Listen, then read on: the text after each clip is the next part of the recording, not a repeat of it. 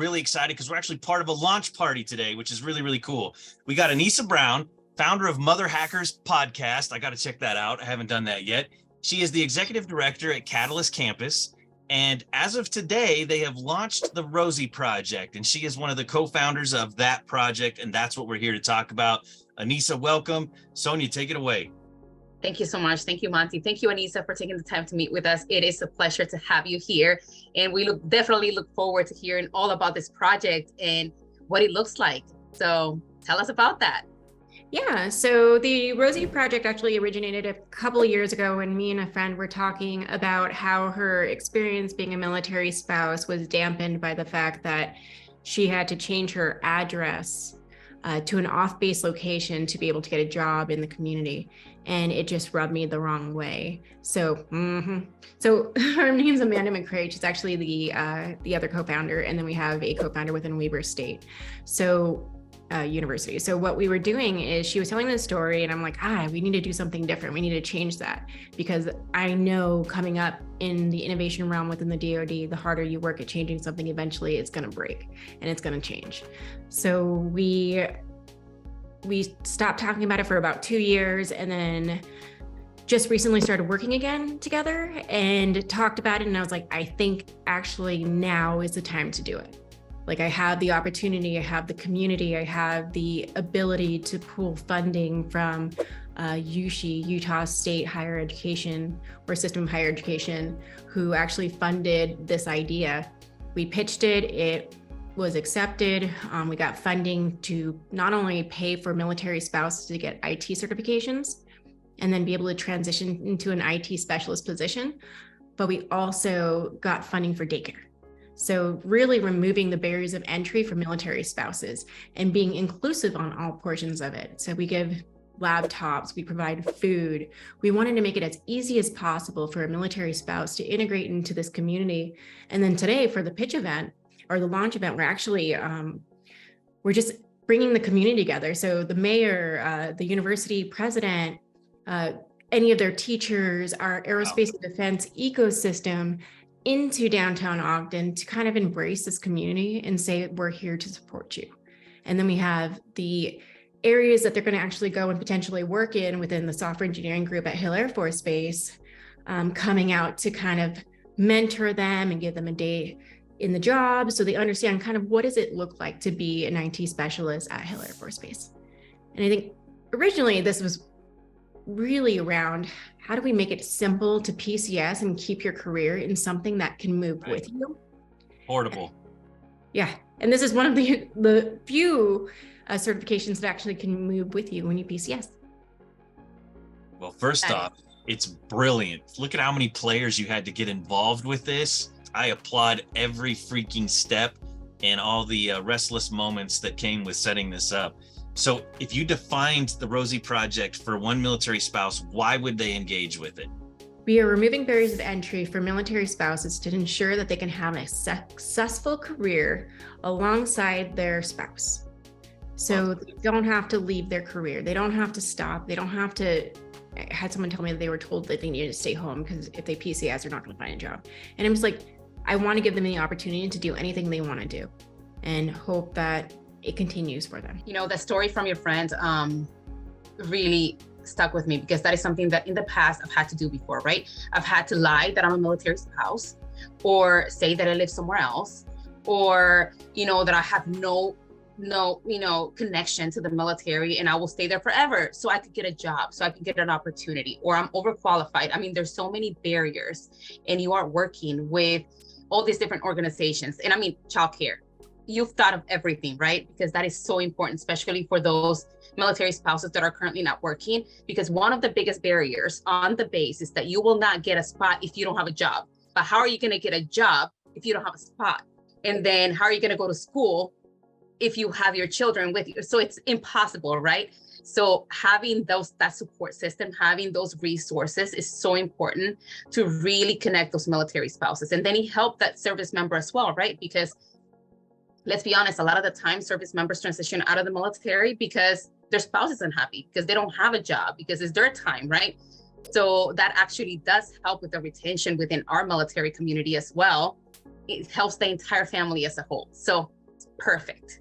Yeah, and actually, IT being one of the top fields in the DoD that's so needed. I mean, IT and software.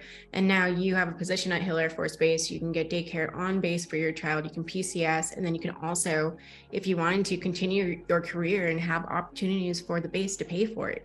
Like, it was really to mitigate anything that could come up and ensure that there was a successful path forward, but also reiterate to the individuals who applied that there was no expectation of what you were coming in knowing.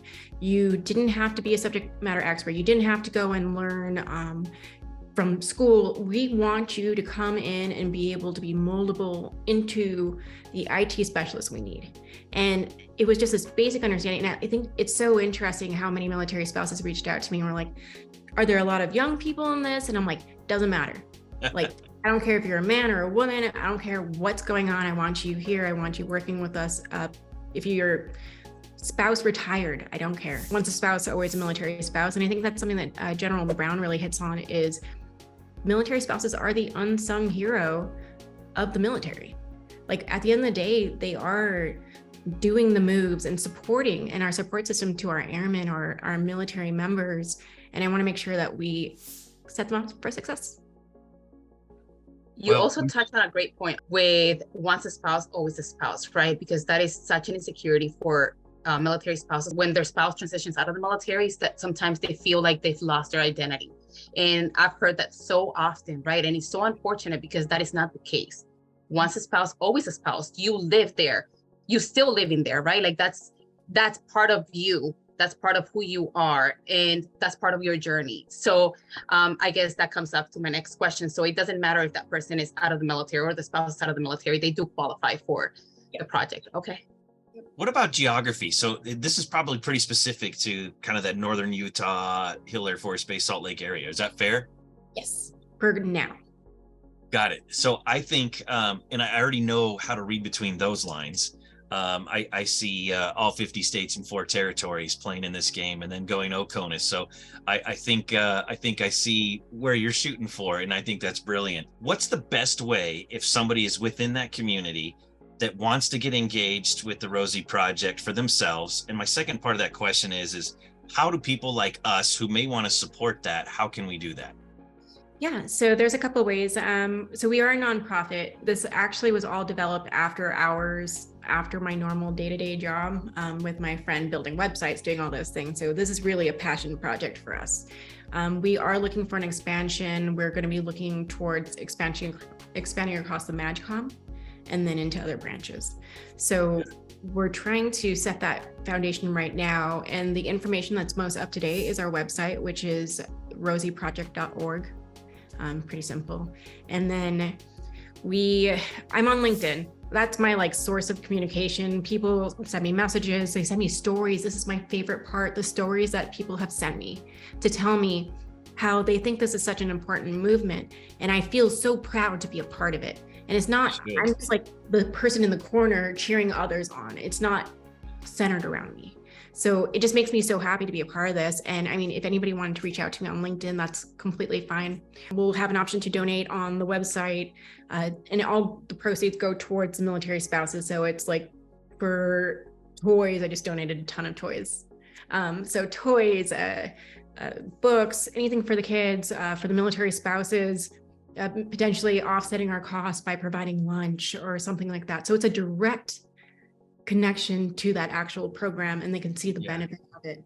So, and then if anybody just wanted to keep up to date, we do have a mailing list that we're launching. So here's the deal. Everybody that sees this, and I'm gonna speak right to the service members right now, especially those that are in the Hill Air Force Base. I was stationed there. I know some of you. Share this with your military spouses. Share that this program is available. Talk about the opportunity that it literally removes all the excuses of not being successful with something.